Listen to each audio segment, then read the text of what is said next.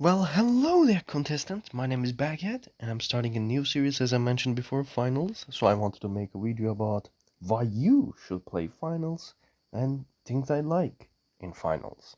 Basically, a combined episode. So first of all, the customization. I am a fashion guy, as you can understand from my Warframe videos, and I gotta say, there is much ways to fashion your things in the finals. That's because the lore and the world building is quite fitting and for these cosmetics, because you know your Call of Duties, your Battlefields. To be honest, especially Call of Duty going like, oh, Godzilla skin, oh, anime skin, oh, your gun has a trampoline on it, your gun is a dragon that shoots fire, your gun is like a chocolate factory or something like that, which doesn't fit for Call of Duty. However, in finals, that thematic actually fits because we literally have a hammer skin that's a mailbox. Why does that work? Because of the lore and the world building of finals. Let me quickly talk about it.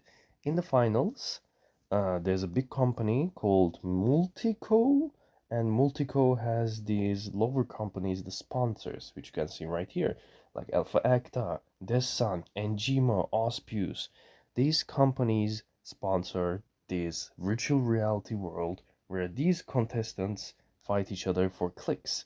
However, the real world is in shambles. It's a post-apocalyptic world. Capitalism has won, corpus has won. It's just all machinery and factories.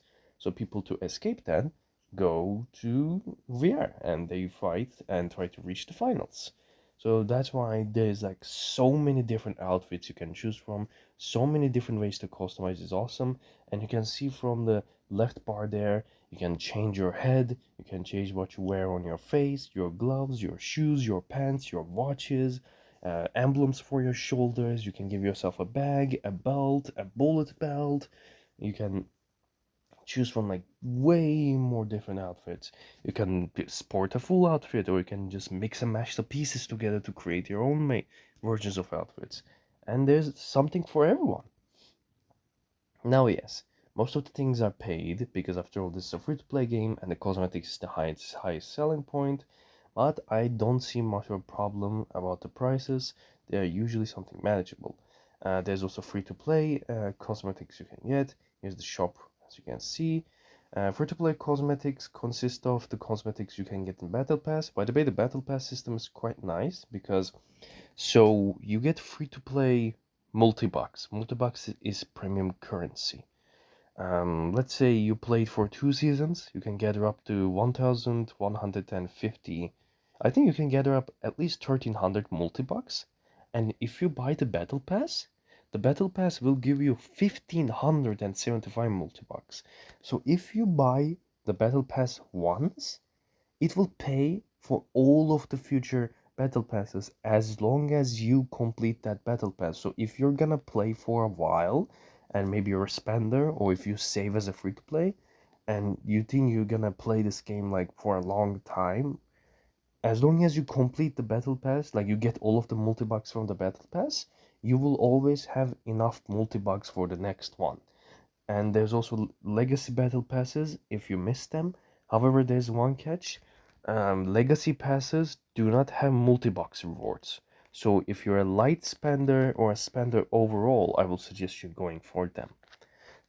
The legacy passes will not have the recolor extra rewards. If I remember correctly, I've only seen the season 1 legacy pass having that option. Next of all, we have the sponsors. This is how you get another way of free-to-play outfits. These sponsors, basically you play matches, you complete weekly missions. I think dailies might give some as well. You gain these fans and you can get armor sets, emotes, card customizations, sounds, weapon skins, charms, like any kind of stuff will be here. There's a bunch of sponsors to choose from, and recently in season 11 the sponsor grind has been lowered, so it's easier to gain these now. And also, if you check the backstage of the sponsors, you will see even more lore tidbits about the finals and what this company's CEO is all about. There's a profile screen, there's a clan skin screen.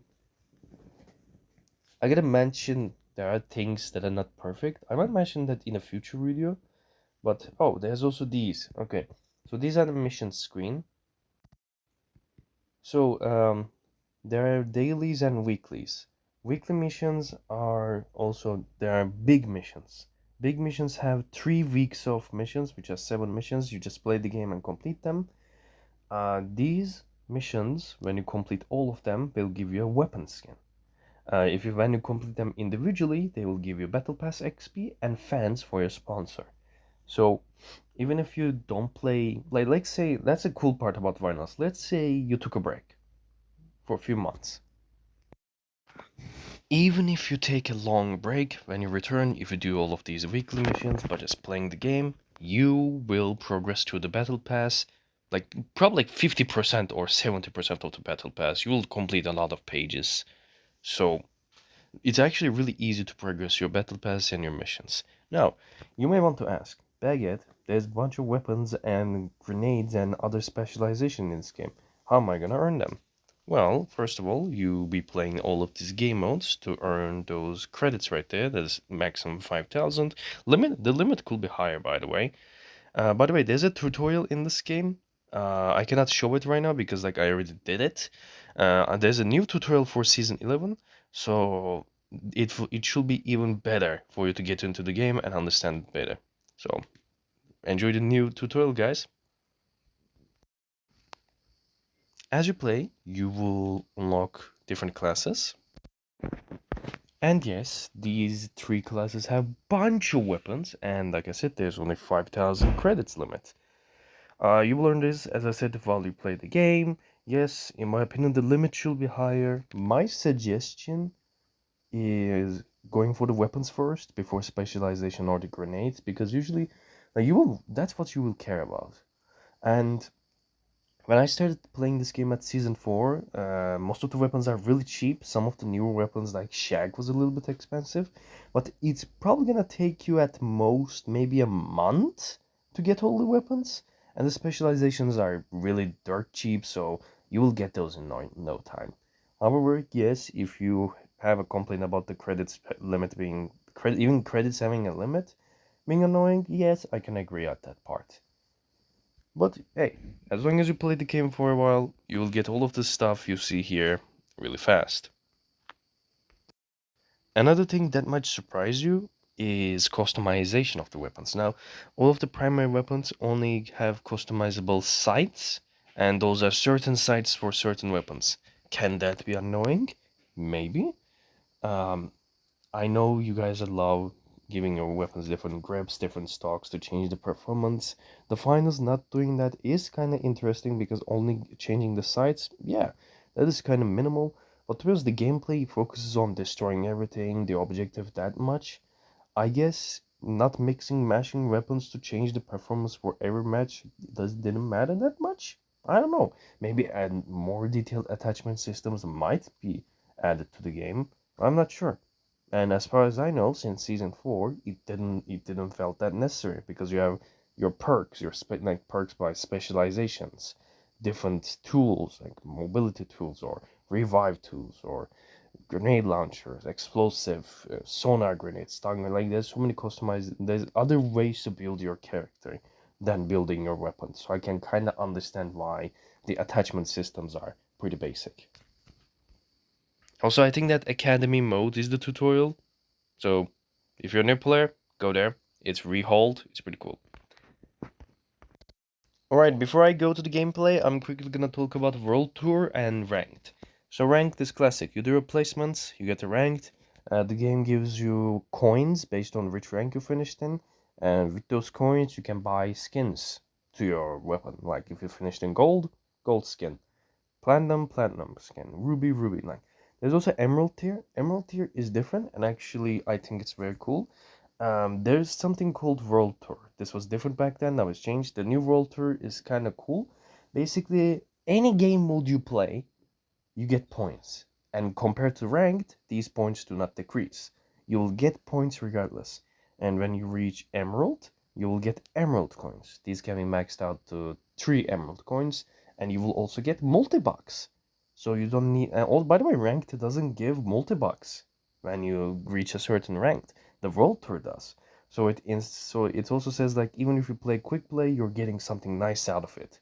So playing any mode rewarding you like this is awesome.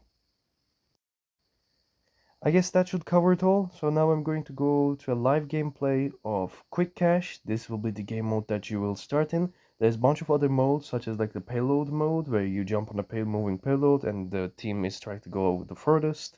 There's Point Break, which there are two gigantic saves. One team is defending it, other team is attacking it, trying to plant a bomb on it. There are limited lives to the attackers, like 40 or 20 lives. But you know, there's a revive system, so once you die, you can also respawn using the coin. Yes, there is not much one life thing in finals. Only in ranked, I believe, you have limited lives, like 2 lives. Also in cash out and ranked cash out, there are rounds system, like a tournament. There's a quarterfinals, semifinals, etc. In regular cash out, point break, and other game modes, you won't see these. Like maybe there's a round one, round two thing, but that's usually for cash out and rank cash out, especially rank cash out and cash out, because like I said, they have quarterfinals, semifinals, and the final. So this is quick cash. This is what you begin with. And quick cash, cash out, and rank cash out have the exact same rule. By the way, there's like a reserve loadout there. This loadout only matters when you're playing cash out and rank cash out. You cannot just pick your loadout freely in those tryhard modes. You have to put some reserve loadouts to pick from there. So it's limited and strategize. Like you have to strategize what to pick. Anyways, so how does cash out work? There's a vault spawns in any point of the map. I'm pretty sure it's like set, like it's a fixed point. Or it might be random, I don't know. A team opens this vault to get a cash box. And then teams fight for this cash box so they can put it in a cash out safe. You grab the box, put it in the safe. You then have to wait for, I think it started like 2 minutes, like 3 minutes, until the cash out machine gives you the points. And until that happens, you have to defend it because the other teams will try to steal your cash out. And rinse and repeat. Whoever cash outs 2 boxes wins. For the ranked cash out and regular cash out, I believe this goes on for like until one team reaches the 40,000 points. Because in quick cash it's just 20,000, so that's like 2 boxes. In regular cash out and ranked cash out, for each round it's like, I believe until the timer ends, you have to try to get as much points as possible, because the timer in cash out and ranked cash out is way shorter than this. Quick cash out is like whoever cashes out 2 boxes wins. And as you notice, in Arena, there are a bunch of things you can grab. After all, by Embark's words, this is a dynamism shooter. I don't know what that means, but it sounds cool. Everything you see around you can be interacted with. Buildings can be destroyed. You can have these gas barrels, flame barrels, explosive barrels. You can throw them at stuff, blow them up. Gas barrels to choke out enemies. You can put mines, turrets. There's invisible enemies because lights can use invisibility. Like there are melee users, shotgun users, all that jazz. Like you can build walls, break them. That's how usually the game works. And to be honest, that's about it for finals. It's a really cool game. It lets you have a bunch of different playstyles. Each weapon has its own unique identity, from shotguns, maybe it's a 2-shot shotgun, or the range shotgun, slug round, or the SMGs behaving differently, like one having good hip fire accuracy, while other one is more focused on mid-range fights, or LMGs with their different perks and stuff, like minus recoil or more ammo, or like there's even a Gatling gun which has 300 bullets, so you can go crazy. There are heal beams that you can use, like so many ways to play these 3 different classes is awesome. Like that's what it gives you. You have 3 classes. There's many different ways to play them, from melees to shotguns to assault rifles, and just go crazy. Whatever you want to play, whenever you want to play. Can you reach the finals? Thanks for watching. Also, if you like this video, make sure to like, subscribe, and share with your friends about why finals is awesome. I see you, contestants, in the next video.